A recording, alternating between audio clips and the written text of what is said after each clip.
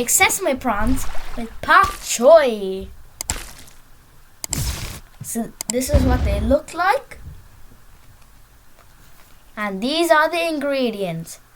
600 grams large frozen peeled prawns defrosted. 1 teaspoon sesame oil. 2 tablespoons light soy sauce.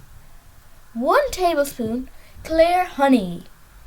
1 teaspoon grated fresh root ginger.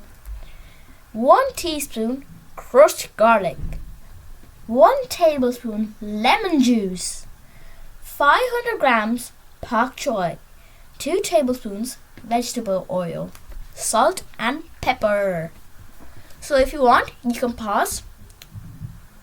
Okay, so let's get started. Put the prawns in a glass or ceramic bowl. Add the sesame oil, soy sauce, honey, ginger, garlic, and lemon juice.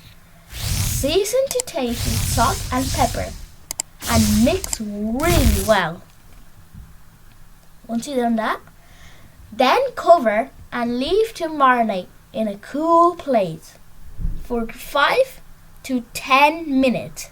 And guys, this only takes about 13 minutes. So, once you've done that, cut the heads of pak choi in half lengthways. Then, blanch in a large saucepan of boiling water for 40 to 50 seconds. Drain well, cover, and keep warm. Heat the vegetable oil in a wok or large frying pan. Add the prawns and marinate and stir fry over a high heat for 2 minutes until thoroughly hot. Divide the pak choi between 4 serving plates. Then, top with the prawns and any juices from the pan. Serve immediately. Okay, that's so easy. That's only about 13 minutes, guys. That is so easy. Well, let's cook another video next episode.